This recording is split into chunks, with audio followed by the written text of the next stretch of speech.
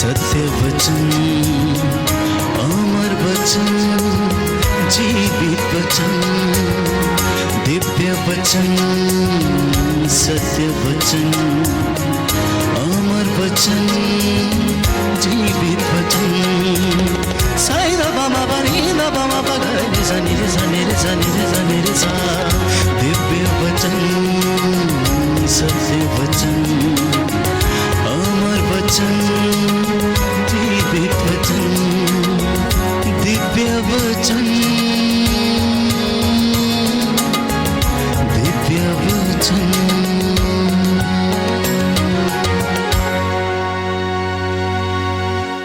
Hallelujah, hallelujah. हे प्रभु यीशु, हे प्रभु यीशु, मुझसे बातें कीजिए, मुझसे बातें कीजिए। मैं तेरा दास मैं तेरा दास सुनने को तैयार हूँ। सुनने को तैयार हे हूँ। प्रभु यीशु, हे प्रभु यीशु, जो बातें, जो रहस्य रहस्य मुझे समझ नहीं आते, मुझे समझ में नहीं आते, उन्हें समझाने की कृपा कीजिए। कृपा कीजिए। Hallelujah, hallelujah, hallelujah, hallelujah, hallelujah. Hallelujah. प्रियजनों, आज कई लोग इस बात का पता लगाने की कोशिश कर रहे हैं कि आखिर कलीसिया को हुआ क्या है, मसीह लोगों को हुआ क्या है। क्या मसीह वास्तव में मसीह लोग हैं, या फिर शारीरिक लोग हैं, या फिर संसार के लोग हैं, या वास्तव में मसीहत का पालन करते हैं या नहीं करते हैं।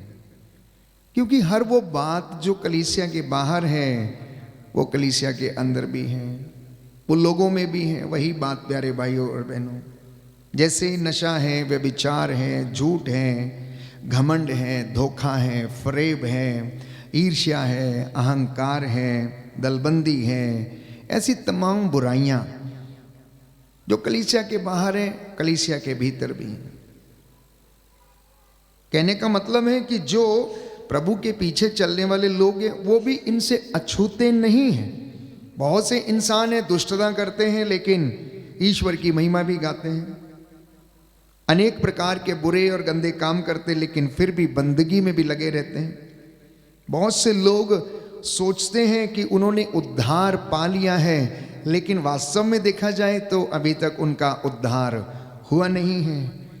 तो सवाल ये उठता है कि क्या हम लोग वास्तव में सांसारिक या दुनियावी लोग हैं, और या फिर आत्मिक लोग हैं।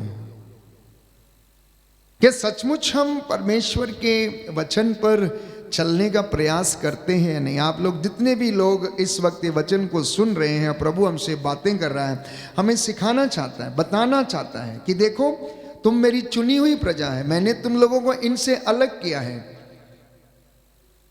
तो जब ये बात बाइबल हमें स्पष्ट करती है कि आप चुने हुए लोग हैं, आप पवित्र किए गए लोग हैं, मैंने तुमको आगे चलने के लिए बुलाया, मैंने तुमको नेता बनने के लिए बुलाया, मैंने तुमको आत्मिक उन्नति के लिए बुलाया। मैं चाहता हूं कि तुम में प्रेम बना रहे, मैं चाहता हूं कि तुम पवित्रता का जीवन जीते जाओ, मैं चाहता हूं कि तुम विनम्रता और शांति की साधना करो, मैं चाहता हूं कि तुम्हारी फसलों में उन्नति आए, बाल बच्चों में उन्नति आए, तुम्हारे घराने को मैं आशीष दूं, तुम मेरी सेवा करो और मैं तुम्हारे अन्न जल को आशीष दूं। जब ये बातें हम बाइबल से सुनते हैं तो ये हमें उत्साह प्रदान करती हैं। हमारे अंदर ही अंदर प्यारे भाइयों और बहनों एक ऐसा हौसला हमें देती हैं कि एक परमेश्वर जो अपने बच्चों को, अपनी प्रजा को प्यार करता है, वो किस तरह से हमसे बातें करता है। साधारण तौर पर अगर देखें कि हर माँ बाप की यही ख्वाहिश रहती है कि उसके बच्चे बुराई से दूर रहें, उसके बच्चों के घर अच्छे हो जाएं, उनके बच्चों को अच्छी नौकरियां मिल जाएं, उनके नाती पोते फलें फूलें, उनके घर के आंगनों की शोभा बढ़ाएं। लेकिन प्यारे भाई और बहनों, अगर हम अपने इर्द गिर्द देखें तो इंसान, यहाँ तक कि मसीह लोग भी इन बुराइयों से अछूते नहीं हैं। Hallelujah, hallelujah. यीशु की स्तुति हो, यीशु की स्तुति हो, यीशु को धन्यवाद, यीशु को धन्यवाद, यीशु की आराधना हो, यीशु की आराधना हो, यीशु की महिमा हो, यीशु की महिमा यीशु हो, को धन्यवाद, यीशु को धन्यवाद। Hallelujah, hallelujah, hallelujah. हालेलुया। अब बात यह है कि मसीहत आती कहाँ से। मसीही जीवन जीने की प्रेरणा आती कहां से? क्या गीत गाने से, भजन गाने से, धर्म के काम करने से, या फिर सेवा करने से, पवित्रता में बने रहने से? प्यारे भाइयों और बहनों, असली मसीहत जो है, प्रभु यीशु ने कहा कि तेरे कामों को देखकर ये लोग जाने कि तू मेरा अनुयायी है। अगर आप अच्छे काम करेंगे, आत्मा और हृदय की सच्चाई से उसकी आराधना करेंगे, तो वास्तव में प्यारे भाइयों और बहनों, हम प्रभु के अनुयायी और उसके शिष्य कहलाएंगे। बोलिए आमेन, आमीन, हालेलुया, हालेलुया, हालेलुया। हालेलुया। और बाइबल बताती है कि सच्चे मसीह को एक नया हृदय दिया जाता है। प्रभु यीशु का नाम धारण करने के बाद यदि कोई व्यक्ति उसके अनुसार या उनके मनोभावों के जैसे जीवन व्यतीत नहीं करता, तो वह मसीह का शिष्य कहलाने के योग्य नहीं है। और इस संदर्भ में प्यारे भाइयों और बहनों, एक सुंदर बात प्रभु ने मत्ती के सुसमाचार अध्याय 5 पद संख्या 13 में कही कि तुम पृथ्वी के नमक हो। यदि नमक फीका पड़ जाए तो वह किस से नमकीन किया जाएगा, वो किस से छौंका जाएगा? यदि कोई चीज अपना स्वाद खो दे तो उसके साथ क्या होगा? वो इधर उधर फेंक दी जाएगी, पैरों के तले रौंद दी जाएगी। आप अपने घर में देखते हैं, जो चीज आपके इस्तेमाल की नहीं है, आप कूड़े के ढेर पर उसे फेंक देते हैं। उसी तरह से प्रभु हमें याद दिलाता है, वचन खोलेंगे मत्ती का सुसमाचार अध्याय 5 पद संख्या 13 और उससे आगे। बाइबल लेके बैठा करें जब आप वचन पढ़ते हैं, ताकि आपको याद रहे और हम उसे मनन चिंतन भी करें। लिखा है, तुम पृथ्वी के नमक हो। यदि नमक फीका पड़ जाए तो वह किस से नमकीन किया जाएगा?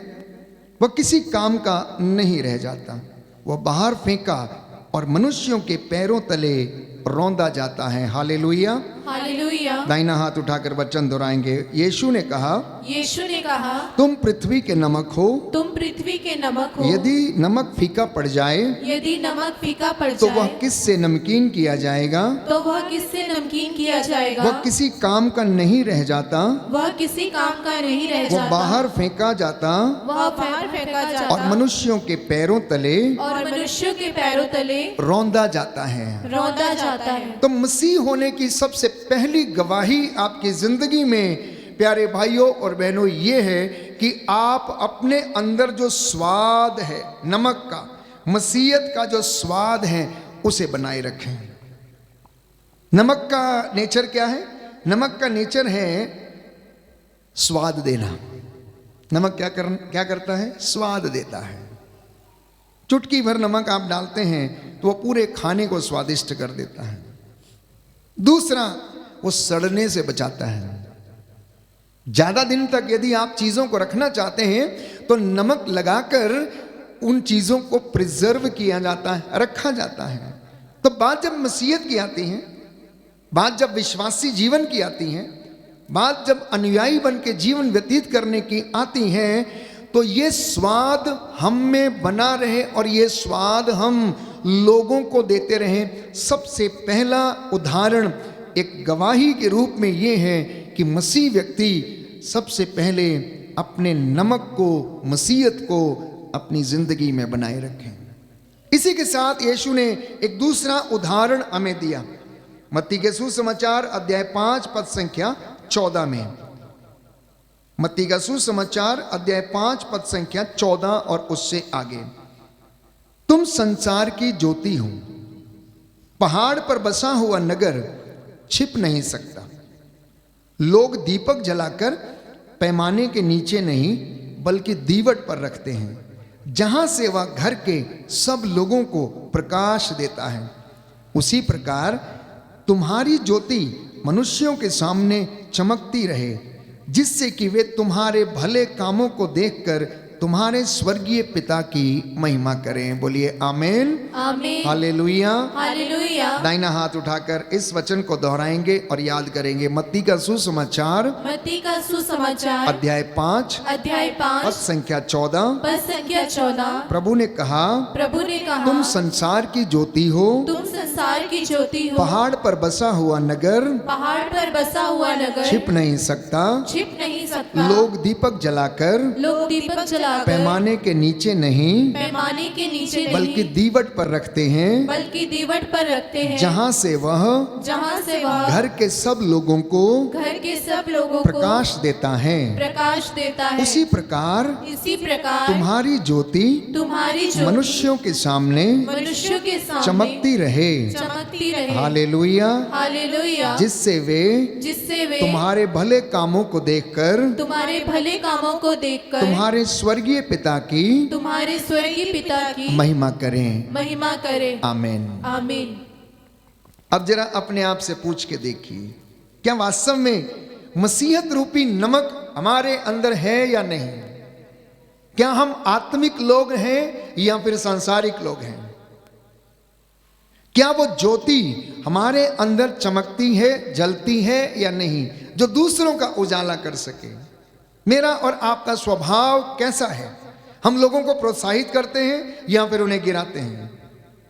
उन्हें बनाना चाहते हैं या तोड़ना चाहते हैं, या उन्हें बर्बाद करना चाहते हैं? किस तरह का जीवन हम लोग जीते हैं प्यारे भाइयों और बहनों? आज कितने ही ऐसे लोग हैं जो नमक की तरह दिखते जरूर हैं पर उनमें स्वाद नहीं है।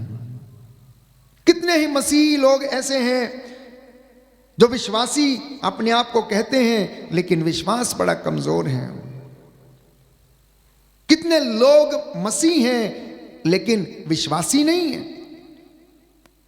वो विश्वास रूपी नमक जो है उनके अंदर वो फीका पड़ गया है। दूसरे शब्दों में यदि मैं इसे कहूं तो मसीह जरूर हैं पर विश्वासी नहीं है, क्योंकि बुराई कर रहे हैं, वासना के शिकार हैं, नशे के गुलाम हैं, माँ बाप का आदर नहीं करते, माँ बाप का अपमान करते, आलसपन का शिकार हैं, आलस्य का जीवन जीते हैं, घमंड, अहंकार और ईर्ष्या से बचे नहीं हैं।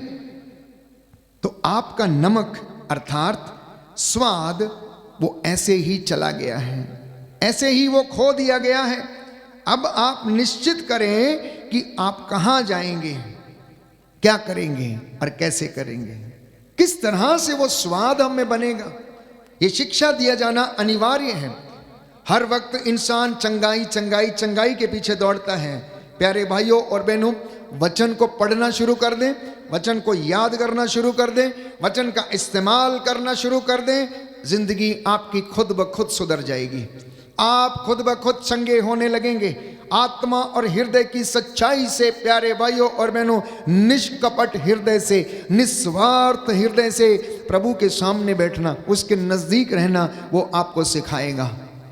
वो आपको बताएगा क्या बोलना है, वो आपको बताएगा किस पे हाथ रखने हैं, वो आपको बताएगा कि लोग कैसे चंगे होंगे, क्योंकि बोलने वाले हम नहीं, बाइबल कहती है पिता का आत्मा है जो तुम्हारे द्वारा बोलता है। और उसके लिए हमें उसकी हुजूरी में बैठना होगा, हमें उसके साक्षात दर्शन करने होंगे, तब वो हमसे बातें करता है प्यारे भाइयों और बहनों। और ये वचन जिंदगी के वचन है। बाइबल कहती है सुक्ति ग्रंथ नीति वचन अध्याय 4 पद संख्या 23 में, तुम बड़ी सावधानी से अपने हृदय की रक्षा किया करो। तुम बड़ी सावधानी से अपने हृदय की रक्षा किया करो, क्योंकि बुरे और भले विचार जो हैं इसी से निकला करते हैं। Hallelujah, hallelujah, hallelujah, hallelujah. नीति वचन book of proverbs chapter 4 verse 23। सुंदर वचन है प्यारे भाइयों और बहनों। लिखा है, दाहिना हाथ उठाकर दोहराएंगे। प्रभु का वचन कहता है, प्रभु का वचन कहता है, तुम बड़ी सावधानी से अपने हृदय की रक्षा करो, अपने हृदय की रक्षा करो, क्योंकि जीवन का स्रोत उससे फूटा करता है, उससे फूटा करता है। अपने मुख को असत्य न बोलने दो, अपने होठों से हर प्रकार का कपट दूर रखो, हर प्रकार का कपट दूर कर दो। तुम्हारी आंखें तुम्हारी आंखें सीधे सामने की ओर देखा करें, सीधे सामने की ओर देखा करें, तुम्हारी दृष्टि तुम्हारी दृष्टि ठीक आगे की ओर टिकी रहे, ठीक आगे की ओर टिकी रहे, जिस पथ पर चलते हो जिस पथ पर चलते हो उसे ध्यान से देखो, उसे ध्यान से देखो, तुम्हारे सभी मार्ग तुम्हारे सभी मार्ग निरापद हो, निरापद हो, तुम ना तो बाएं भटको तुम ना तो बाएं भटको और ना दाएं, और ना दाएं, बुराई के पथ पर बुराई के पथ पर पैर मत रखो। पैर मत रखो। हालेलुया। हालेलुया। सुंदर शिक्षा है प्यारे भाई और बहनों। कहता तुम मेरी हुजूरी में आओ, बैठो, कान लगाओ, वचन सुनो, बड़ी सावधानी से अपने हृदय की रक्षा करो, न दाएं न बाएं। कहता सीधे, तेरी आंखें सीधे दृष्टि लगाए रहें और आगे चलते रहें, तेरे मार्ग निरापद हों। कहता है तुम ना तो बाएं भटको और ना दाएं, बुराई के पथ पर पैर मत रखो, तुम्हारी दृष्टि ठीक आगे की ओर बढ़े, आगे की ओर देखें। कितने लोग हैं प्यारे भाई और बहनों इनका पालन करते हैं और आप चाहते हैं, बहुत अच्छी बात है, कुछ हाथ ऊपर आ रहे हैं कि हम पालन करते हैं, अच्छी बात है, प्रभु आपसे बातें कर रहा है। यदि आप इस बात को साक्षात रूप से कह सकते हैं, अंगीकार कर सकते हैं, तो आप परमेश्वर के राज्य से दूर नहीं हैं। और इस वचन को सुनकर ये स्वाद हम में बढ़ने लगता है। मैंने कहा आप में से बहुत सारे लोग पूछेंगे फादर जी अब ये स्वाद कैसे बनाया जाए, मैं तो अज्ञानता में था, मैं तो अंधकार में था। तो बाइबल को पढ़ना शुरू करना, स्वाद बनना शुरू हो जाएगा। यीशु ने भी कहा कि फिर किससे नमकीन किया जाएगा, नमकीन इससे किया जाएगा कि तू प्रायश्चित कर, मेरे पास लौट के आ, मेरी बातों पर ध्यान दे, मेरी बातों के ऊपर कान लगा और ये तुझे जीवन प्रदान करेंगी। बोलिए आमीन, आमीन, hallelujah, hallelujah, hallelujah, hallelujah. Petrus का पहला पत्र अध्याय 1 पद संख्या 2। पेतरुस का पहला पत्र अध्याय 1 पद संख्या 2। सुंदर वचन है, इस वचन को मैं आपके लिए पढ़ना चाहता हूं। जिनके पास बाइबल है खोलें और सुनिए ध्यान से। पेतरुस का पहला पत्र अध्याय 1 पद संख्या 2। First book of saint Peter chapter 1 verse 2। जो पिता परमेश्वर के विधान के अनुसार बुलाए और आत्मा के द्वारा पवित्र किए गए हैं, जिससे कि वे ईसा मसीह की आज्ञा का पालन करें और उनके रक्त से सिंचित हों, आप लोगों को प्रचुर मात्रा में अनुग्रह और शांति प्राप्त हो। बोलिए आमीन, आमीन, hallelujah, hallelujah, hallelujah, hallelujah, hallelujah. Hallelujah. आप लोग किसके द्वारा बुलाए गए हैं? परमेश्वर के द्वारा। किसके द्वारा पवित्र किए गए हैं? पवित्र आत्मा के द्वारा। क्यों पवित्र किए गए हैं? ताकि आप परमेश्वर के अनुग्रह से आप सिंचित हों और आप लोगों को शांति मिले। इसलिए परमेश्वर ने आपको चुना, इसलिए अपनी कलीसिया को उसने बुलाया। प्यारे भाइयों और बहनों, इसलिए अपने आप में वो नमक का स्वाद बनाए रखें। मैंने कहा नमक का गुण है सड़ने से बचाना, नमक का गुण है स्वाद देना। खाने को स्वादिष्ट बनाने का काम नमक का है। अगर नमक ना डालें उसमें तो उसमें कोई स्वाद नहीं होता है। नमक अपने आप को मिटा देता है, उसकी खासियत देखिए। तीसरी खासियत, नमक अपने आप को मिटा देता है और दूसरी चीज को क्या करता है? स्वाद दे देता है, सड़ने से बचाता है। तीसरी बात मैंने कहा वचन नमक सड़ने से बचाता है। और चौथी बात, नमक चंगाई दे सकता है। नमक जो है वो चंगाई दे सकता है।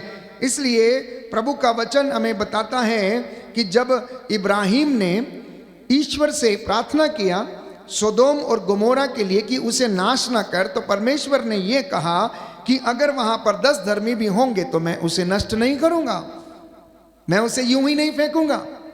लेकिन वहां पर प्यारे भाइयों और बहनों 10 धर्मी भी नहीं मिले, इसलिए परमेश्वर का कोप उनके ऊपर भड़का और आग और गंधरस सोदोम और गोमोरा के ऊपर बरसाई और उसे प्यारे भाइयों और बहनों जमीजोद कर दिया परमेश्वर ने। जब इंसान अपनी जिंदगी में इन तमाम बातों को प्यारे भाइयों और बहनों अनुभव करता है, दुख कष्ट परेशानियों और चिंताओं को, तो ऐसी परिस्थिति में याद करना कि क्या वास्तव में विश्वास रूपी नमक, मसीहत रूपी नमक या परमेश्वर के वचन का जो स्वाद है वो मुझ में बना हुआ है या नहीं। इसलिए बाइबल ये कहती है कि तुम पृथ्वी के नमक हो। कितनी सुंदर बात है, आपको याद दिलाया जा रहा है, मुझे याद दिलाया जा रहा है, एक एक व्यक्ति का नाम लेकर, सूरज, अगस्टिन, माइकल, तुम पृथ्वी के नमक हो। तुम कलीसिया का काम करने वाले हो, तुम अपने घर की मुखियाइन हो, तुम अपने घर के नबी हो, तुम अपने घर के पुरोहित हो, तुम अपने परिवार चलाने वाले व्यक्ति हो। सारी जिम्मेदारियां मैं तुम्हें देता हूं। तुम कलीसिया के चरवाहे हो, इसलिए मैंने तुम्हें चुना और बनाया है। और अगर वो व्यक्ति प्यारे भाइयों और बहनों अपने नेतृत्व का गुण, अपनी जिम्मेदारियों का गुण और अपने अंदर विनम्रता, सहनशीलता का गुण खो दे, तो कोई उसे चरवाहा कहेगा, कोई उसे मुखिया कहेगा, कोई उसे पास्टर कहेगा, कोई भी नहीं कहेगा। लोग उसे प्यारे भाइयों और बहनों क्या करेंगे, उसका अनादर करेंगे और उसकी बात नहीं मानेंगे। तो बाइबल हमें बताती, मार्कुस के सुसमाचार अध्याय 9 पद संख्या 10 में हम पढ़ते हैं कि नमक अच्छी चीज है, किंतु यदि वह फीका पड़ जाए तो तुम उसे किससे छौंकोगे। इसलिए अपने में नमक बनाए रखो और आपस में मेल रखो। हालेलुया, हालेलुया, दाहिना हाथ उठाकर वचन को दोहराएंगे। Hallelujah, hallelujah. मार्कुस का सुसमाचार मार्कुस का सुसमाचार अध्याय 9 पद संख्या 10 प्रभु का वचन कहता है, प्रभु का वचन कहता है, नमक अच्छी चीज है, नमक अच्छी चीज है, किंतु यदि वह फीका पड़ जाए किंतु यदि वो फीका पड़ तो जाए तुम उसे किससे छौंकोगे। तो तुम उसे किससे छोकोगे। अपने में नमक बनाए रखो अपने में नमक बनाए रखो और आपस में मेल रखो। और आपस में मेल रखो। Hallelujah, hallelujah, hallelujah, hallelujah, hallelujah. Hallelujah. और ठीक यही वचन लूकस के सुसमाचार में भी अध्याय 14 पद संख्या 34 में दोहराया गया कि नमक अच्छी चीज है, किंतु यदि वह स्वयं अपना गुण खो देता है तो वह किससे छौंका जाएगा। वह ना तो जमीन के लिए किसी काम का रह जाता और ना ही खाद के लिए। ना तो जमीन में पड़ने से उसका कोई लाभ है और ना ही उसकी खाद बनाई जा सकती है, ना ही किसी चीज को उसके द्वारा बचाया जा सकता। अब एक नौजवान बेटा या नौजवान बेटी या बच्चे अपनी नौजवानी को यूं ही नष्ट कर देते हैं तो उनमें क्या बचा रहेगा। यदि वह अपनी जवानी के रहते समय इकट्ठा ना करें, पढ़ाई लिखाई ना करें, तो उनका आने वाली जिंदगी बर्बाद है प्यारे भाई और बहनों। वो किसी काम की नहीं रह जाती। वो गली मोहल्ले इधर उधर छोकरों की तरह घूमने वाले लोगों में से होंगे। क्यों? क्योंकि उन्होंने बचपन में अपनी जवानी के समय उसके महत्व को नहीं समझा। वो उसे बर्बाद करते रहे, उसका स्वाद वो लुटाते रहे। इसलिए आज प्यारे भाइयों और बहनों उनके पास वो कुछ भी नहीं है जिससे कि वह अपने आप को और अपनी जिंदगी को वो नमकीन कर सकते हैं। वो स्वाद खो देते हैं। दो उदाहरण मैंने दिए, सबसे पहला नमक का और दूसरा प्रभु यीशु ने कहा तुम संसार की ज्योति हो। मत्ती का सुसमाचार अध्याय 5 पद संख्या 13, मत्ती का सुसमाचार अध्याय 5 पद संख्या 14 नमक और ज्योति का दृष्टांत है। तो जब मैं ये कह रहा था आपसे, ये मैं नहीं, प्रभु ये कह रहा है कि अपने आप से पूछो कि क्या वास्तव में तुम मेरे अनुयायी हो। हर वो काम जो गैर यहूदी करते हैं तुम भी वही करते हो, तो उनमें और तुम में फर्क क्या है? तुम अपने आप को कैसे मेरा अनुयायी कह सकते हो? मेरे मनोभाव तुम्हें समझ में नहीं आते, तुम्हारे मनोभाव मेरे मनोभावों के जैसे नहीं है, तुम्हारे विचार मेरे विचारों के जैसे नहीं है। इसलिए इतना ही नहीं, प्रभु ने कहा मत्ती के सुसमाचार अध्याय 13 पद संख्या 33 में सुंदर वचन है कि तुम खमीर हो, खमीर बनो। थोड़ा सा खमीर चीज को 4 गुना ज्यादा कर देता है। थोड़ा सा खमीर चीज को क्या करता है? 4 गुना ज्यादा कर देता है। डबल ट्रिपल और 4 गुना ज्यादा उसको बढ़ा देता है। जिनके पास बाइबल है खोले हम इस वचन को पढ़ेंगे, सुनेंगे और समझेंगे और अपने आप पर इसे लागू करके देखें कि हमें किस तरह का खमीर बनने की आवश्यकता है। मत्ती का सुसमाचार अध्याय 13 पद संख्या 33 और उससे आगे। 33 और उससे आगे। ईसा ने उन्हें एक और दृष्टांत सुनाया। स्वर्ग का राज्य उस खमीर के सदृश है जिसे लेकर किसी स्त्री ने 3 पसेरी आटे में मिलाया और सारा आटा खमीर हो गया। खमीर का काम क्या है? चीज को डबल करना। ईश्वर के वचन का काम क्या है? लोगों को, आप बहुत सारे लोग यहां बैठे हैं और वचन सुन रहे हैं। वचन एक है लेकिन ग्रहण करने वाले सब अलग अलग लोग हैं। आत्मा एक है और वो आत्मा हर एक को उसकी योग्यता के अनुसार चंगाई दे रहा है। इस वक्त किसी का हृदय परिवर्तित हो रहा है तो कोई अपनी जिंदगी के विषय में सोच रहा है, तो कोई अपने आप को बुलाहट प्रभु की रिसीव कर रहा और ये सोच रहा है कि मैं आगे चल के ऐसा काम करूंगा, तो कोई प्रभु के मनोभावों को धारण करने की सोच रहा है, तो कोई प्रचार करने की सोच रहा है, तो कोई ये सोच रहा है कि वचन मुझे समझ में आएगा, आज से मैं वचन पढ़ना शुरू करूंगा। तो शायद कोई ये सोच रहा होगा कि 40 के दिन आ रहे हैं, इस बार मैं 40 उपवास रखकर मैं अपने आप में उस स्वाद को बनाने की कोशिश करूंगा। आत्मा एक, वरदान अलग अलग। और यह निर्भर करता है कि मैं और आप इस वचन को किस तरह से ग्रहण कर रहे हैं, निस्वार्थ रूप से, आत्मा की कृपा से। और यदि वास्तव में आत्मा हमारी जिंदगी में काम कर रहा है तो आप वरदानों के बिना यहां से नहीं जाएंगे, यह मैं आपको विश्वास दिलाता हूं। क्योंकि बाइबल ये कहती है कि प्रभु का वचन, प्यारे भाइयों और बहनों, स्वर्ग का राज्य खमीर के सदृश है जिसे एक स्त्री ने लिया और 3 पसेरी आटे में मिला दिया और सारा का सारा आटा खमीर हो गया। तो अपने में स्वाद बनाए रखने के लिए अपने आप को खमीर बनाएं। एक ऐसा खमीर जो परमेश्वर के राज्य की छोटी सी शुरुआत को क्या करता है और बढ़ा देता है। और इतना ही नहीं, एक और साक्ष्य देने के लिए आप तैयार रहें। मत्ती के सुसमाचार अध्याय 11 पद संख्या 29 में कि प्रभु ने कहा कि मैं मुझसे सीखो, मैं स्वभाव से नम्र और विनीत हूं। स्वाद बनाना चाहते हैं, ज्योति बनना चाहते हैं, खमीर बनना चाहते हैं, तो प्रभु कहता है मत्ती के सुसमाचार अध्याय 11 पद संख्या 29 और उससे आगे, मुझसे सीखो, मैं स्वभाव से नम्र और विनीत हूं। मुझसे सीखो कहता है। अगर तुम मुझसे सीख गए तो तुम अपने आप में नमक का स्वाद बनाने में कामयाब रहोगे। एक सवाल था ना उसमें, तो किससे छौंका जाएगा?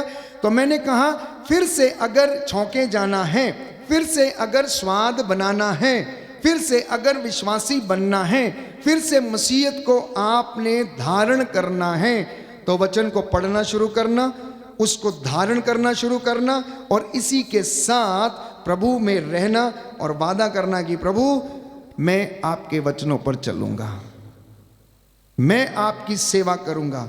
और बाइबल ये कहती है तुम अपने प्रभु ईश्वर की सेवा करोगे।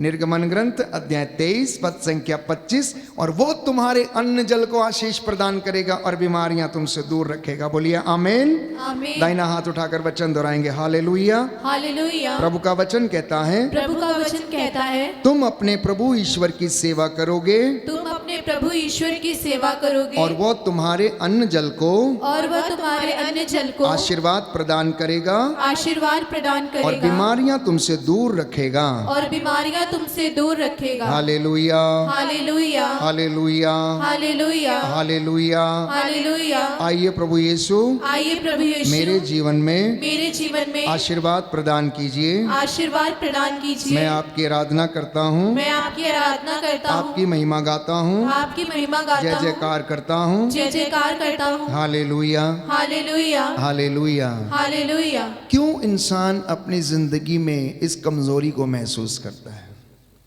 क्यों इंसान अपनी जिंदगी में इस स्वाद को खो देता है? क्यों इंसान हर वक्त ये सोचता रहता है कि मैं मेहनत ना करूं, बाकी की चीजें मुझे यूं ही मिलती जाएं? सबसे पहली बात यह है कि प्रभु के साथ उनका रिश्ता गहरा नहीं है। चाहे वो कलीसिया हो, चाहे वो व्यक्तिगत विश्वासी क्यों ना हो, चाहे वो नया विश्वासी हो, चाहे वो सदियों पुराना विश्वासी हो। यदि प्रियजनों ईश्वर के साथ हमारा रिश्ता गहरा नहीं है, जिस बात को योहन के सुसमाचार अध्याय 15 पद संख्या 5 और उससे आगे यीशु ने ये कहा कि तुम मुझसे अलग रहकर कुछ भी नहीं कर सकते, इस बात का ध्यान रखो।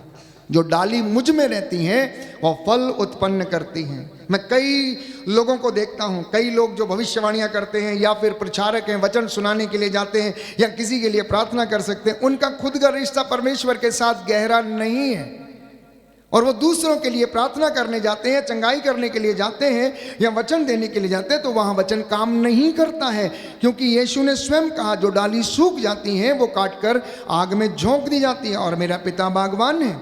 तुम मुझ में रहो और मैं तुम में रहूंगा। जिसने मुझे देखा है उसने ईश्वर को देखा, पिता को देख लिया है। इसलिए अगर ये स्वाद, विश्वास रूपी स्वाद बने रहना है तो हमें उसके साथ जुड़े रहना, ताकि वो रस हमको मिलता रहे। हम नमकीन किए जाएंगे उस रस से जो हमें वो आत्मिक रस, वो वचन के माध्यम से, उपवास के माध्यम से, प्रार्थना के माध्यम से, सेवा कामों के द्वारा वो हमें प्रदान करता है। वो स्वाद हमारी जिंदगी में उससे प्यारे भाइयों और बहनों बनेगा। दूसरी बात कि लोग अपनी जिंदगी में क्यों दुख महसूस करते हैं और ये स्वाद उनकी जिंदगी से चला जाता है। विधि विवरण ग्रंथ अध्याय 4 पद संख्या 30 में यदि आप वचन खोलेंगे तो आपको पढ़ने को मिलेगा। विधि विवरण ग्रंथ अध्याय 4 पद संख्या 30 और उससे आगे 29 से पढ़ेंगे। विधि विवरण ग्रंथ अध्याय 4 पद संख्या 29 और उससे आगे।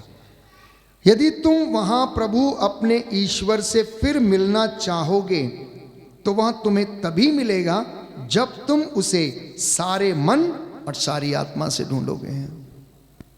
सुना ध्यान से आपने, सुना ध्यान से। आप लगभग 100 से ज्यादा लोग यहां पर बैठे हुए हैं। आप परमेश्वर को ढूंढने के लिए आए हैं, परमेश्वर से मिलने के लिए आए हैं, और वचन ये कहता है कि यदि तुम ईश्वर को मिलना चाहोगे तो वह तुम्हें तब मिलेगा जब तुम उसे पूरे मन और सारी आत्मा से ढूंढोगे, तब वो मिलेगा। दाहिना हाथ उठाकर वचन दोहराइए, हालेलुया। हालेलुया। प्रभु का वचन कहता है, प्रभु का वचन कहता है, यदि तुम वहां प्रभु अपने ईश्वर से फिर मिलना चाहोगे तो वह तुम्हें तभी मिलेगा जब तुम उसे सारे मन और सारी आत्मा से ढूंढोगे। जब तुम कष्ट से पीड़ित होंगे और जब भविष्य में ये सब विपत्तियां तुमको आक्रांत करेंगी, तब तुम फिर प्रभु अपने ईश्वर की ओर अभिमुख हो जाओगे और उसकी आज्ञा का पालन करने लगोगे। हालेलुया।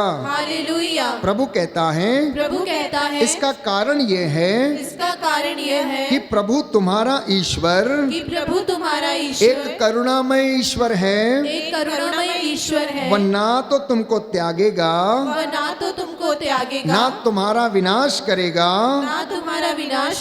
और ना वह विधान भूलेगा जिसे उसने शपथ खाकर तुम्हारे पूर्वजों के लिए निर्धारित किया है।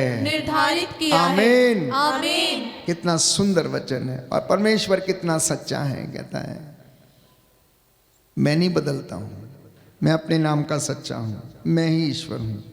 मैं ना तो अपने विधान को भूलूंगा, ना अपनी प्रतिज्ञा को भूलूंगा, ना मैं तुझे त्यागूंगा और ना मैं तेरा विनाश करूंगा, बशर्ते कि तू मुझे सारे हृदय और सारी आत्मा से ढूंढना, तब मैं तुझे मिल जाऊंगा।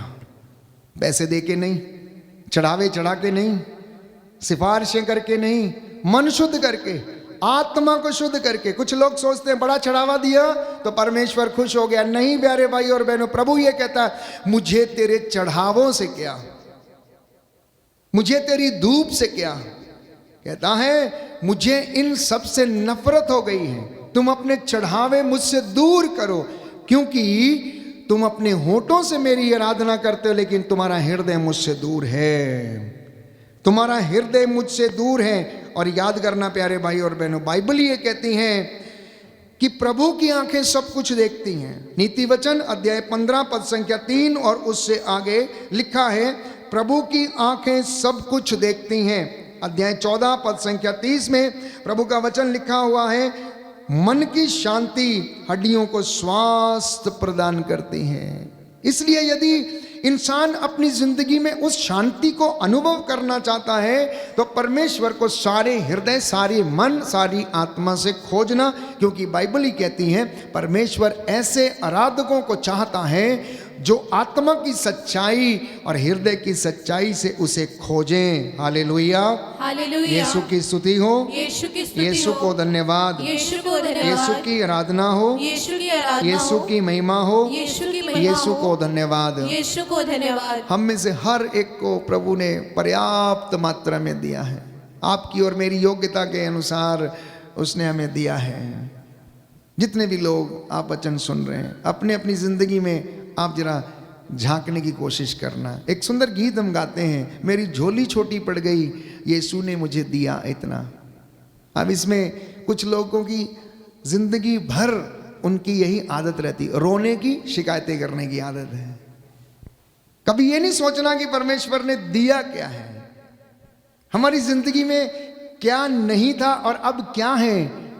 जब आप धन्यवाद करना सीख जाएंगे, स्तुति करना सीख जाएंगे, प्रशंसा करना सीख जाएंगे, पॉजिटिव रहना सीख लेंगे, सकारात्मक रहना सीख लेंगे, आप खुद ब खुद खुश रहने लगेंगे और परमेश्वर की बरकतें आपको दिखने लगेंगी। इसलिए खुशी जो जिंदगी में आती है उसके लिए धन्यवाद करना। इस गीत को हम गाएंगे प्यारे भाई और बहनों। मेरी झोली छोटी पड़ गई यीशु ने दिया इतना।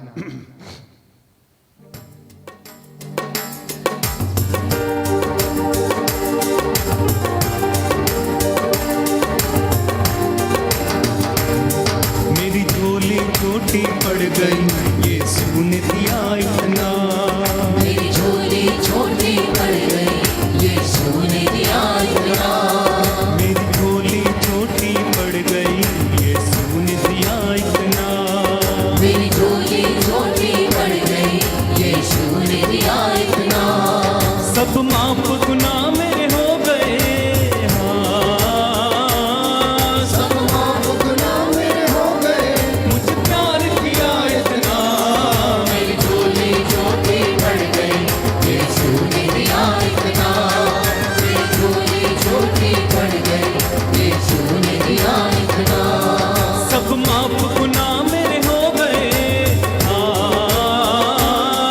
सब माफ गुनाह मेरे हो गए, मुझे प्यार किया इतना, मेरी झोली छोटी पड़ गई यीशु ने दिया इतना, मेरी झोली छोटी पड़ गई यीशु ने दिया इतना, आए मेरी झोली छोटी पड़ गई यीशु ने दिया इतना, मेरी झोली छोटी पड़ गई यीशु ने दिया इतना, मैं तो था एक नकारा यीशु ने दिया सहारा, यीशु ने दिया सहारा, यीशु ने दिया सहारा, मैं तो था एक नकारा यीशु ने दिया सहारा, यीशु ने दिया सहारा, यीशु ने दिया सहारा, मेरे उजड़ गए थे बाग यीशु ने जीवन दिया है, यीशु ने जीवन दिया है, ओ यीशु ने जीवन दिया है,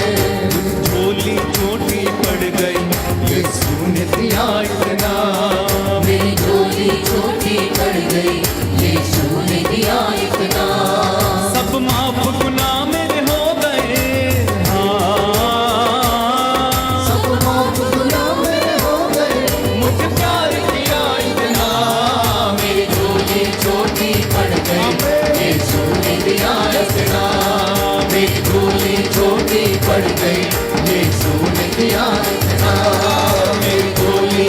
छोटी पड़ गई, यीशु ने दिया इतना। मेरी झोली छोटी पड़ गई, यीशु ने दिया इतना। ओ मेरी झोली छोटी पड़ गई, यीशु ने दिया इतना। मेरी झोली छोटी पड़ गई, यीशु ने दिया इतना। अपनी अपनी जरा झोली चेक कर लीजिएगा, अपनी अपनी जिंदगी की किताब को पलट कर देख लीजिए कि आप क्या थे, अब क्या हैं। अब परमेश्वर ने कहां पर लाकर आपको खड़ा किया है,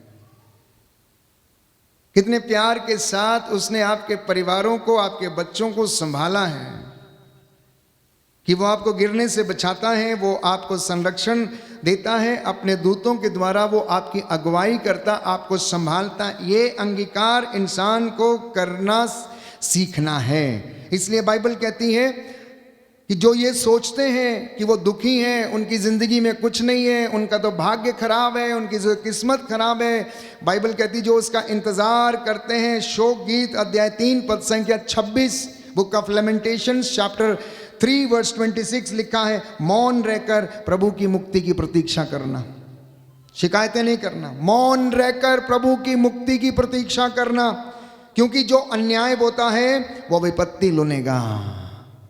जो अन्याय बोता है वो विपत्ति लुनेगा और उसके क्रोध की लाठी उसको नष्ट कर देगी, उसके क्रोध की लाठी उसे नष्ट कर देगी। लेकिन जो समझदारी से भटकता है वो प्रेतों की सभा में बाइबल कहती है कि पहुंच जाता है। जो समझदारी से भटक जाता है, जो अपनी समझ खो देता है, जो अपने अंतःकरण को मार देता है, जिसका ज़मीर जिंदा नहीं रहता है, जिसे कुछ दिखता नहीं है, जो परमेश्वर के विषय में सोचता नहीं है, पवित्र धर्म शास्त्र की था नहीं लेता, उसको समझना नहीं चाहता है और समझदारी से भटक जाता है, मूर्खता करने लगता है, बाइबल कहती है वह प्रेतों की सभा में पहुंच जाता है। सुक्ति ग्रंथ अध्याय 22 पद संख्या 8, नीति वचन अध्याय 22 पद संख्या 8 और उससे आगे।